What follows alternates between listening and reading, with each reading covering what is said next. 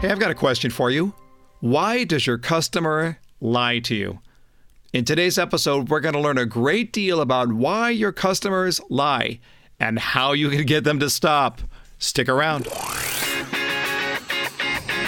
Welcome to The Buyer's Mind, where we take a closer look deep inside your customer's decision-making mechanism to reverse engineer the perfect sales presentation. Now, please welcome your host, Jeff Shore. Welcome, everyone, to The Buyer's Mind, where we investigate exactly what is going on in the minds of prospects who are considering a purchase decision. And here's my take on this. If I understand the way that a buyer wants to buy, if I understand the process by which they make decisions, I can reverse engineer my sales presentation. And that's what this podcast is all about, taking a stroll through the buyer's brain. But we'll have some fun along the way and celebrate this wonderful, wacky world of sales. I'm your host, Jeff Shore. You can read the full bio in the show notes, or you can visit jeffshore.com. While you're there, sign up for our free weekly video newsletter, a few minutes every Saturday morning to start your weekend off right. And stay with us because we've got this amazing contest that's going along with the launch of our podcast, and I'll give you those details at the end of today's episode. Murph, any thoughts on today's topic? It's an interesting topic, right? Why does your customer lie? This is our show producer, Paul Murphy. What are you thinking, Paul? Well, yeah, I mean, think about it. I know I go into a home improvement store. People come up and ask me, hey, can I help you? Well, I don't know if it's my pride or sometimes, whatever it is, it's something. But my answer is, no, I'm good. And then I muddle my way through what I'm looking for. So, yeah, I do lie to salespeople all the time, mainly because of lack of trust, at least for me. Well, that trust is something that gets earned, but isn't it interesting? We are actively looking for something. Somebody says, hey, can I help you? Oh, no, I'm good, or I'm just looking. It's a lie. And I don't know about you, but I've been in that situation where I find myself saying, no, I'm just looking. And then a moment later, it's like, dang it, I need some help. Now what do I do, right? So it's an interesting dynamic, and we're going to try and unpack it today. It really is one of the trickiest of sales questions. But it's very interesting because we've come to believe that dishonesty is almost a given, that both sides think that the other is going to lie. It's hardly the basis for a great relationship. So coming up in just a few minutes, and you're going to love this, I'm going to be speaking with Steven Gaffney, whose specialty is honesty, on honest communication. So if we want to figure out why customers lie, we go to someone who is all about the truth. And you're going to enjoy it because you're going to see so much of yourself and of your customers in the descriptions and definitions. It's going to blow your mind, I assure you. Let me start with our quote of the day here. I got a quote from the philosopher Groucho Marx. And here's what he says.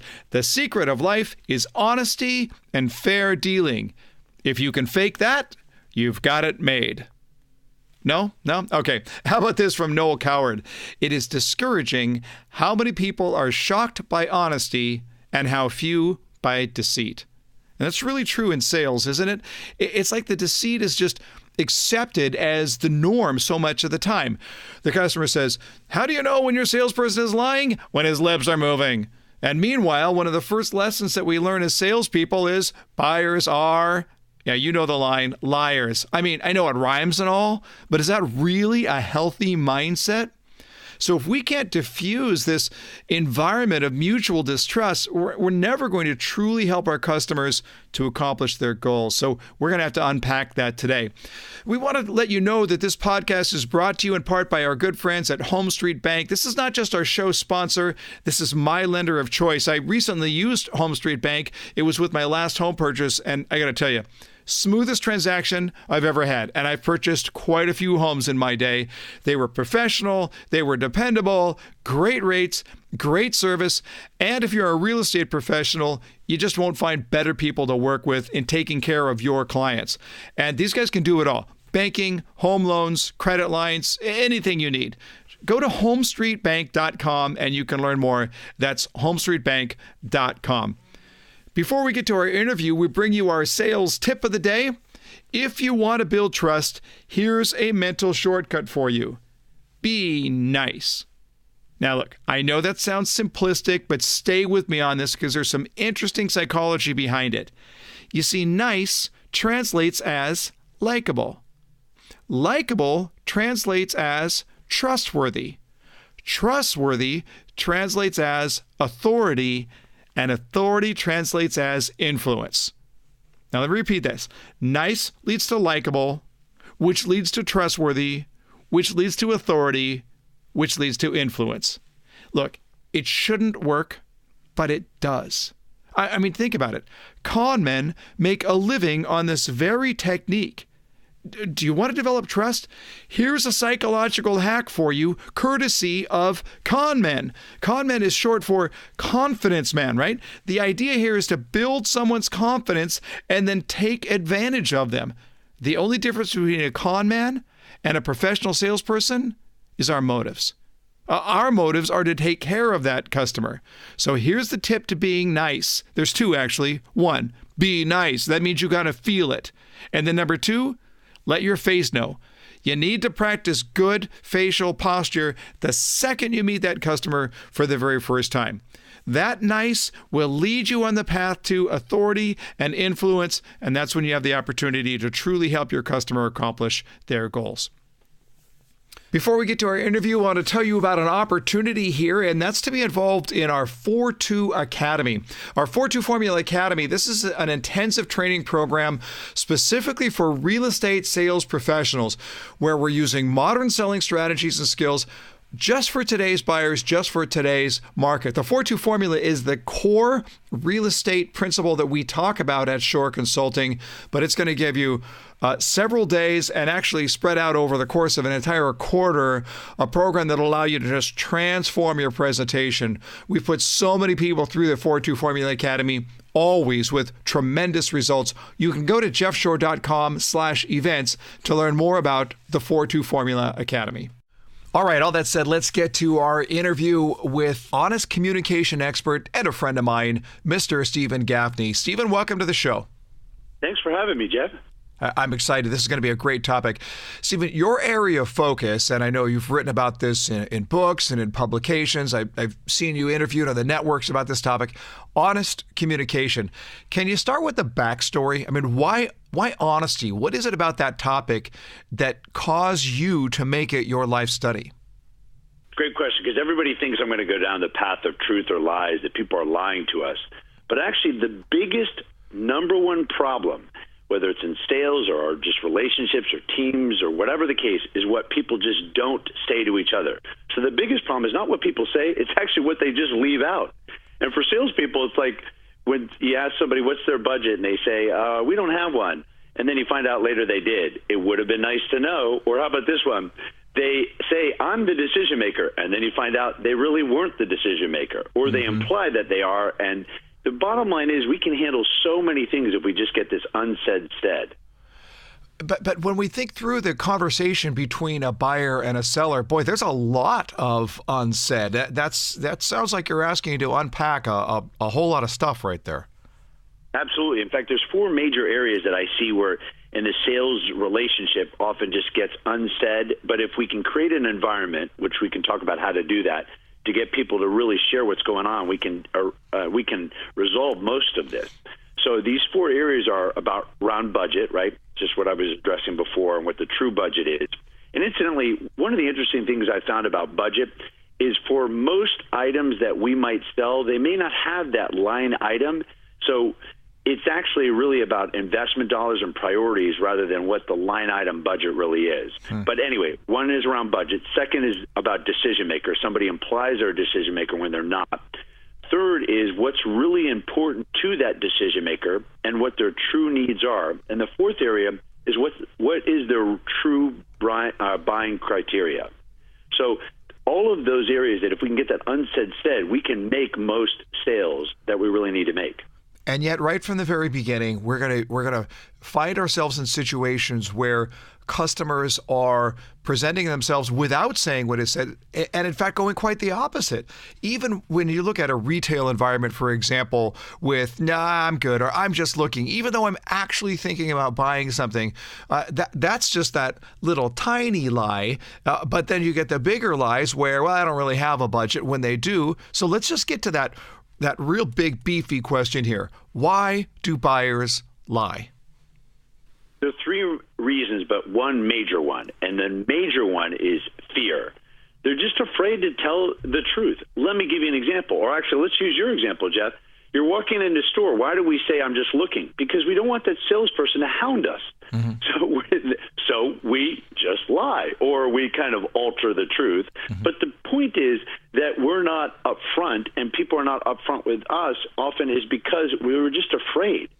Another issue is, why do people lie about the budget or investment dollars? Because they're afraid, just like we're afraid to say that when we're being sold to, because we're afraid that if we say whatever the budget is or whatever we're willing to invest in, that whatever we're asking for, the salesperson is just going to tell us that that's how much it costs. And so we may not get the best deal. So it's the fear that we're not going to get the best deal. So one of the top reasons is that we're afraid and fear. And that's number one. Number two is vulnerability and image. So people lie because they just want to look a certain way. So, for example, it's really embarrassing to say, you know what, Jeff, I'm not really the decision maker. In fact, my boss likes to say that I'm the decision maker, but I'm not. You're pretty much wasting your time by talking to me. Nobody wants to say that. So they like to massage it, or sometimes the worst lies we tell are the lies we tell ourselves so we can tell other people certain things. And the third area is the reason why they don't tell us the truth is they're not motivated to do so. An example would be maybe internal politics within the organization. I don't want to share what that is. In fact, I'm motivated to actually not tell you the truth because I want to get the best deal. So fear, vulnerability, image, and not being motivated to tell us the truth. The good news is by knowing these causes, we can actually address and resolve them. You know, it's interesting. You have just described me when I walk onto a car lot. Right. So I have a fear based on the perception of a salesperson and what I think a salesperson might do to me. I have that self-consciousness about my image because I don't know a lot about cars. So if you get into a technical conversation, you're going to lose me. So I have to pretend like I'm smarter than I really am. And then I don't have a lot of motivation to answer your question. So when you say, how much do I want to spend? It immediately triggers a red flag to say, boy, if I give this guy the true number right now, I've just taken away all of my leveraging position. I'm not going to really be able to accomplish my goals. I'm going to get taken advantage of. So I think you just described the way a lot of people approach a sales conversation right from the very beginning. Yes? Absolutely. They just get afraid and again, the vulnerability and the motivation. But by knowing this, Jeff, we can start to address these issues. For example, there is ways in the sales environment for us to create safety for our potential customers so they're more willing to tell us the truth. And one of the ways, and we can talk about a lot of ways, but one of the ways is for us to be vulnerable first. An example would be to say quickly in the sales process, look, I want to ask you about your budget investment, but I just want to, before you even answer, I just want to recognize, look, I'm not trying to burn your budget, and I'm not saying you have to commit to any dollars. I'm not saying, Jeff, that that's automatically going to have that potential buyer, tell us the truth. But they're more likely to tell us the truth if we're vulnerable and we're sharing where we're coming from and getting that elephant out in the room. That's one way to create some safety is by us being vulnerable first. And that's, I guess at that point, we really are showing our human side and letting them know that this is not necessarily a salesperson talking to a prospect or a target, if you will, but rather here's a human being talking to another human being. And if we're honest about that, if we're genuine about that in our motives, I think that's going to go a long way towards establishing that sense of safety, the opposite of fear. Exactly. And here's another possibility where somebody says to you, they're just coming hard, the customers or potential customers coming hard charging at you. And you're like, so why should I do business with you?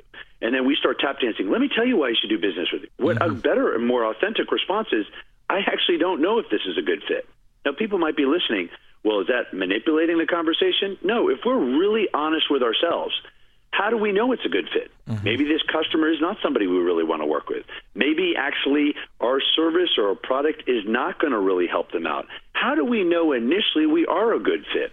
So a more honest response would be, you know what, I'm not sure I am a good fit or our service is a good fit for you. Let me ask you a few questions.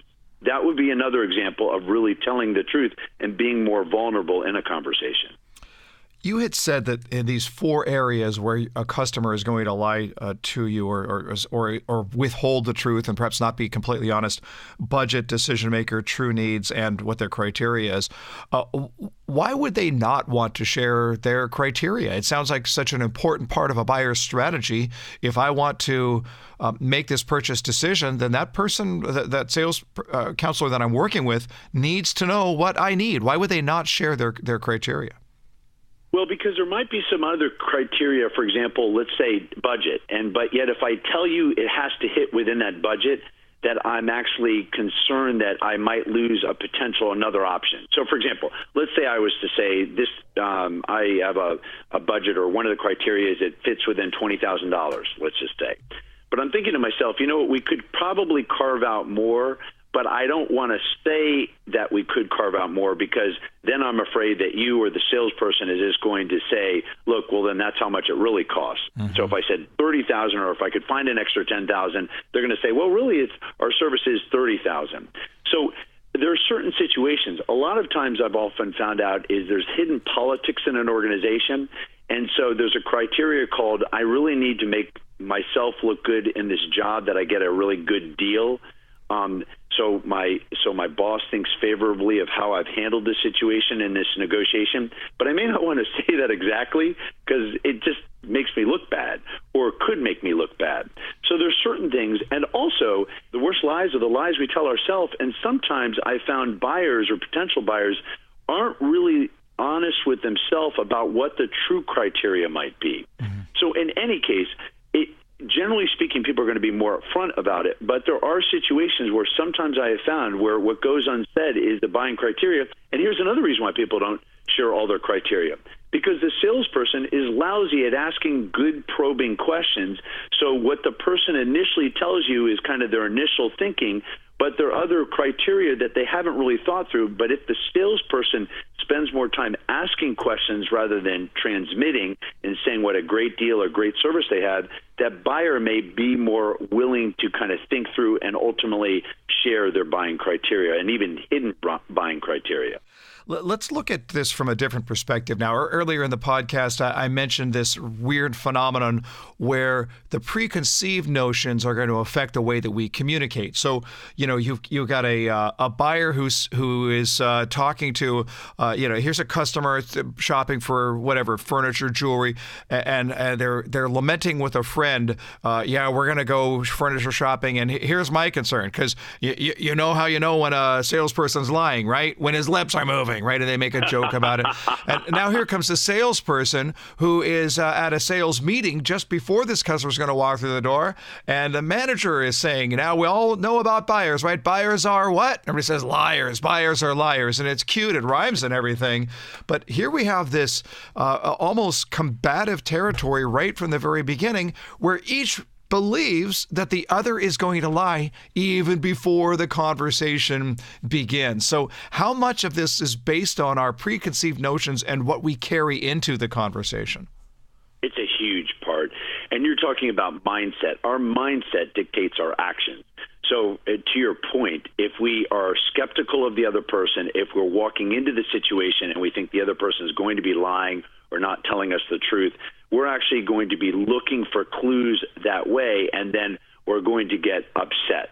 An example would be, and I do this often in my seminars, is I go through a role play scenario where somebody's looking at their watch.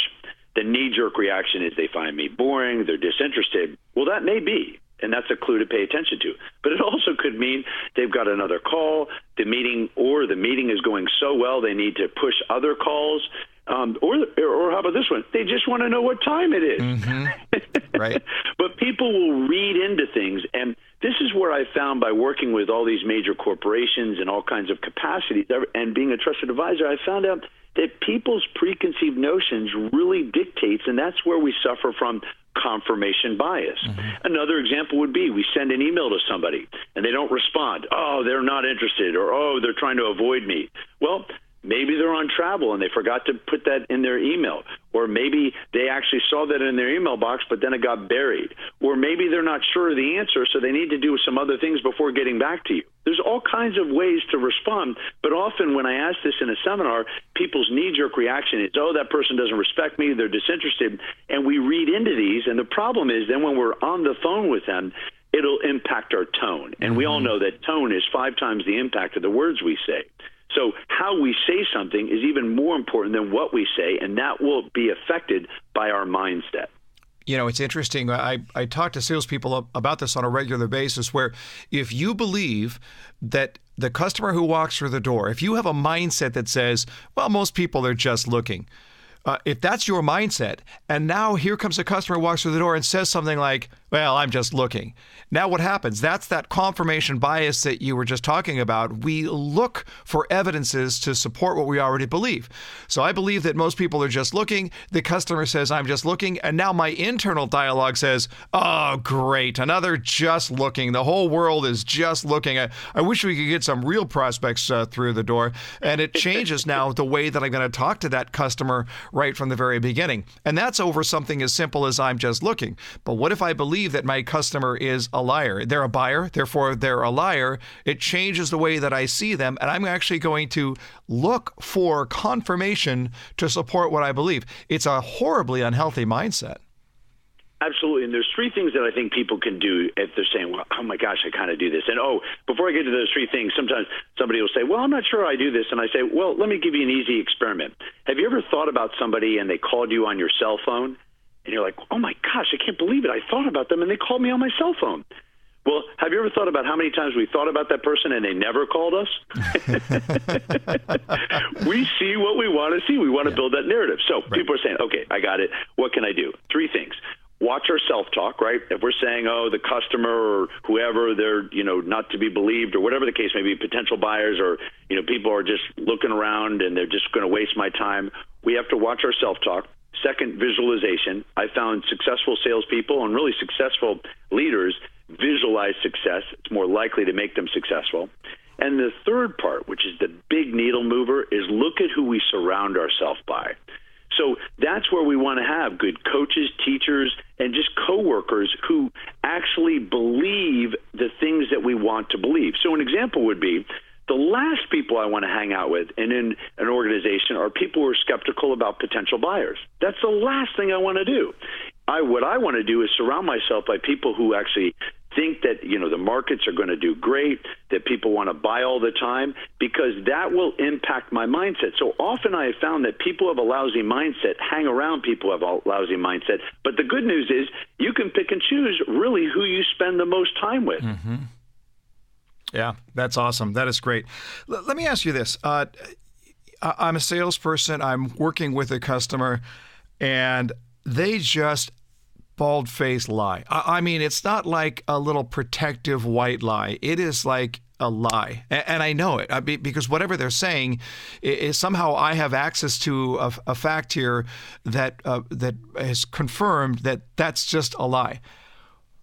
What do I do? How do I handle that? I mean, my guess is that the answer has to come in 2 different ways. One is what is my mindset in that environment, and then the other is what is my technique or my response in that environment. What do you do when you know someone is lying to you? Well, Jeff, do you have a good example? Because it's easier to take people through exactly what to do. Because you're right, this does happen. In fact, if somebody says, well, I'm not sure it happens, there's a study done years ago, which I love to quote, that said that 93% of people lie regularly. I actually think the other 7% in the study lied, because I think everybody lies. and Sure. People say, Jeff, they say, well, I don't lie. Oh, yeah. How about when you don't share something proactively? And people say, well, that's not a lie. Well, yeah, it's a lie of withholding. Mm-hmm. Think about it this way. Have you ever had somebody withhold some information from you and it had you make an entirely different decision? How do you feel towards that person? We feel lied to. So, for example, if there's a whole downside of a product or service and the salesperson doesn't tell us about that downside, we actually feel that the salesperson lied to us, although technically they might have not said anything, right? But we just feel what they left out did. But so there's ways to confront somebody who has outwardly lied. Do you have a good example? And I can talk to you about some techniques about what to do. Sure. let's suppose that a customer is out shopping for a home, and they're going to go visit, they want to buy a brand new home, so they're going to go visit several different home building offices. And they go into a sales office, they want to go visit the model home. They're talking to the salesperson, and they say to the salesperson, we just came from this community down the street here, and we know that they're giving away $10,000 in free options. Will you match that? Now, you do your competitive study. You know quite well what the competitor is doing, and you know that that's just a request for a giveaway to match an offer that does not actually exist. Let's use that as an example. Well, there's two primary ways on how to handle this. One would be confrontive, which sometimes there might be a reason, right? So, for example, you can be confrontive in a non-confrontive way. People say, well, how can you do that? Let me give you an example. I could say, wow, that's really interesting. I haven't heard that, and I spent a lot of time researching the market. Can you tell me where? Because it would be important for me to consider matching this. I just haven't seen this. So could you give me some more details of the offer? So I'm confronting it, but I'm turning it into asking a question rather than saying, look, I know you're lying, because, of course, that's not going to go anywhere. Right. So asking a question. The other thing that actually is more kind of overall what we need to do is remember whenever somebody gets confronted by a lie or gets backed in a corner, we've got to allow them to save face. So I was just being a trusted advisor to an executive who runs about $1 billion business, and I was talking to him the other day, and he was sharing about some politics of the organization. And this is even true in an internal example in this case, where he is aware of the facts and he knows some things aren't being said truthfully. I said, look, and we talked about how to handle it, but I said, essentially you want to allow the person to save face. So what's a way to have them save face? Oh, you probably didn't realize this, but this, or I know you're moving quickly, but actually this is happening. Or, wow, and how I might handle it with this situation that, Jeff, that you just shared is I might say, wow, that's kind of interesting. I haven't seen that, and so, but a lot of times people will say there's these discounts and they're offering things, but when you look closer, it isn't the truth. Did you get a chance to look closer at it? Now, what I'm allowing them to do is actually save face and say, well, I don't really know the details of it, but you raise a good point when they just made it completely up.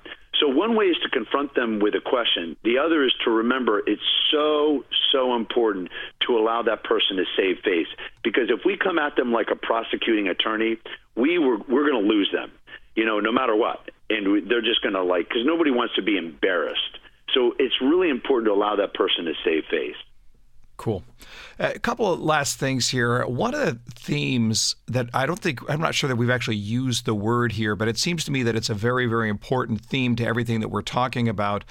And that would be the theme of safety. How important is it for a sales professional to create that atmosphere of safety? Should we be thinking safety? Because, Adam, let me tell you where I'm approaching this.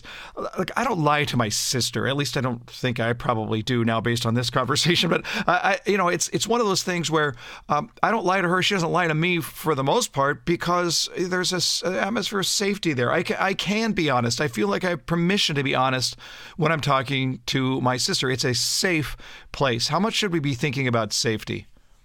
100%, because we can't fix a problem we don't know about, right? If we don't get the customer, and to your point, people use the strategies that I talk about even at home because it's a matter of creating that safety. So no matter what the relationship is, and this is what I actually think is the most important, is having people feel safe. I work with executives all the time, and I say the most important part is to create an environment of safety. It's more important than vision, mission, all that stuff that you read about in the books. It's the ability to make people feel safe so you're not surprised and blindsided. So it's actually critical to do so. The way to do that, there are many strategies. One of them is for us to be vulnerable, as we shared about before.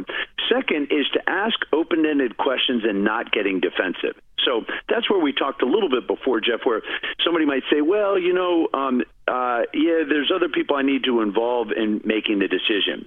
So if we don't get defensive, and give them and come across like, well, thanks for wasting my time, right, which isn't going to help us at all. Sure. But if we come at it from a peer-to-peer, and I understand these types of things, open-ended and not getting defensive, that creates a safety. And the third area that we often forget is to appreciate and reward people when they tell us the truth. It's really hard. It's really hard to tell people often what's really going on in our mind because we're worried about their reaction. So if they say, for example, the budget is not as much as they first proposed, or the decision, or whatever the buying criteria is, and ultimately they start sharing with us what's going on, just say, listen, I really appreciate you telling me what's going on, because we'll somehow try to see how we can make this work. I just wanted to tell you how much I really appreciate it, because often in situations, it's easy to kind of not be upfront, and you're the kind of person I really want to do work with, and I'm excited as a salesperson, as a business professional, to work with customers like you, and I appreciate that because we could do some great work together. Awesome. Great. Hey, final question, Steven. This doesn't have to be related to your subject matter, but if you want to, that's fine. When you are a consumer, you're out shopping for something, for you personally, what behavior from a salesperson drives you nuts?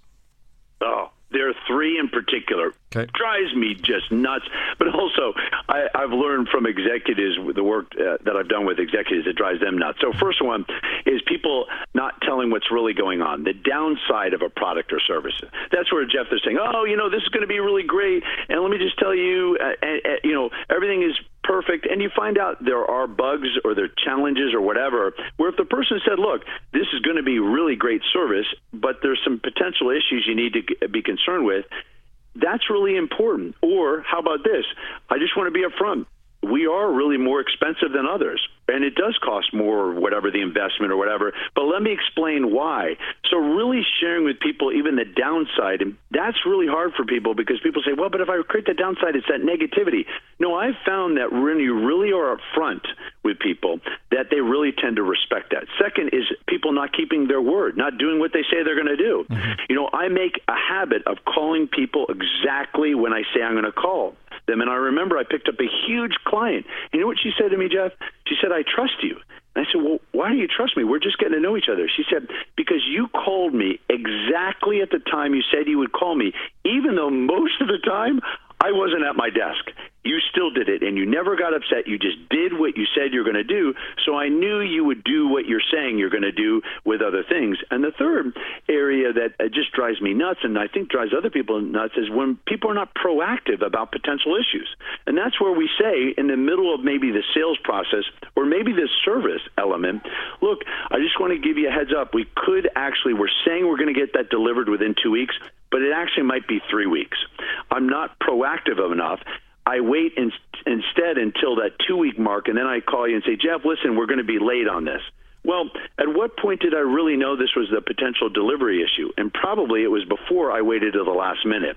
So those are the types of things that I think really they bother me, and I think they bother a lot of people. The good news is we can correct that all around being proactively honest. Oh boy, Steven, that was amazing. I have a page of notes here that I've taken, just really, really good, beefy, meaty stuff here that I want to process here. That's really outstanding. And just to our listeners, as I was talking to Steven just before we went on the air here, he said something that I thought was very generous of him.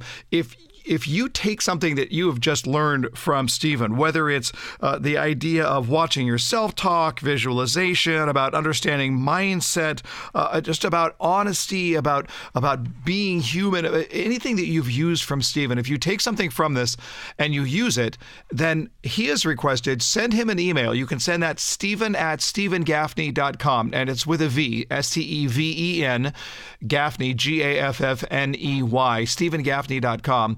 And if you send him an email and tell him what you used, how it worked for you, then he'll send you an electronic copy of his very first book, his most popular book, Just Be Honest. So just send an email, Steven@StevenGaffney.com. You could reach Steven at that address, Steven@Gaffney.com, or you can go to JustBeHonest.com, and you'll learn everything you need to know, great information, just a wealth of information on this really, really interesting subject. Steven, I can't thank you enough. Fantastic information. Thanks for being on the show.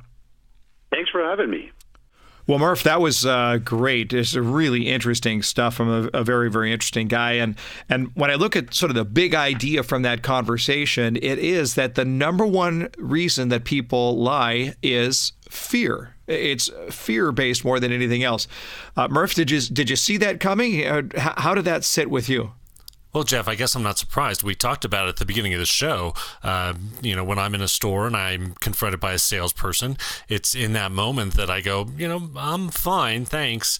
But it's when the salesman takes that time to not so much transmit as it is to listen, as he put it, that it allows me that chance to open up and be honest about what my needs are. It was deeply psychological from that perspective. But what was interesting to me was not just the psychology of the consumer, of the customer, what they're going through, but the psychology of the salesperson and the question of whether we are transmitting reasons why that customer should not trust us or in some way should be afraid of us. And I think oftentimes that we put on our sales hat. We see somebody come through the door with a customer hat. I have my sales hat on. Or worse, I look at it and say, this is the enemy combatant that I'm going up against right here. Or this is I am the hunter and they are the prey. And any of these things are going to send those messages. And we actually heard this in our first interview with Scott Halford.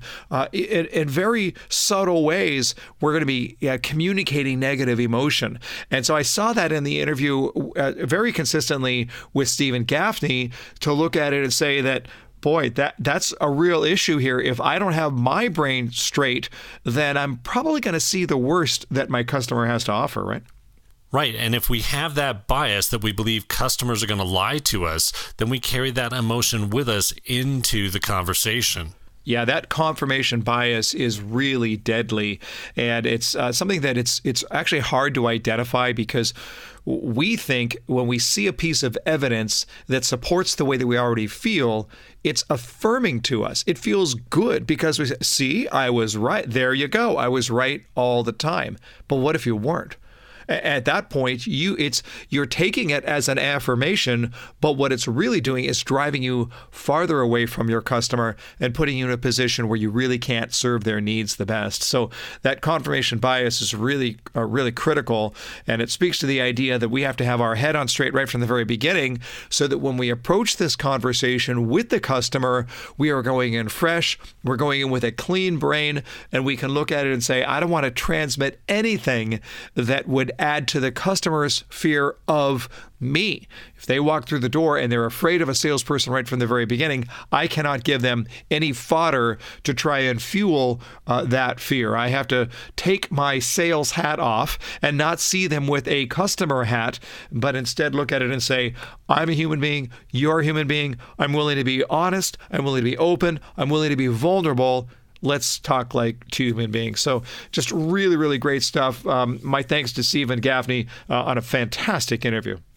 Hey, as we head into the wrap-up, just a couple of parting thoughts here. I want to suggest to you that authenticity is a valuable yet incredibly rare commodity in our society.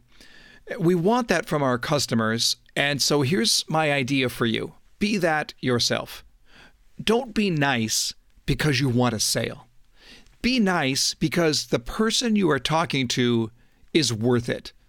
Don't ask discovery questions because you want to fast track to the close. Ask because you have a genuine interest in the journey of your customer. Authenticity is beautiful. So be that and watch your customer follow suit. All right, hey, at the beginning of the show, I told you that there would be a contest. So here you go, listeners. You have the chance to win the Bose Quiet Comfort 25 acoustic noise canceling headphones. I love these headphones. I wear them when I'm traveling, when I'm listening to a podcast, or when I want really great quality music and just to block out the world around me. And for the winner, you can take your choice of either the over-the-ear or the noise canceling earbuds. And those earbuds are great. You can listen to the buyer's mind while you're working out. So you get both a physical workout and a mental workout at the same time.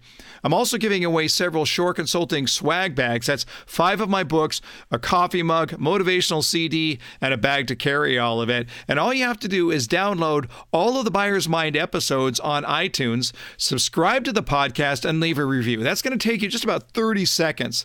Then go to jeffshore.com/podcast and click on the contest link.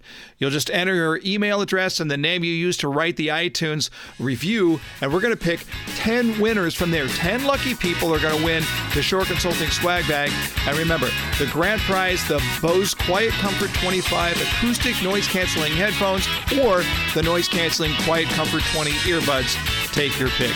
All right, that's a wrap on our podcast for today. Thanks for listening to The Buyer's Mind. Hope you enjoyed it. Until next time, go out there and change someone's world.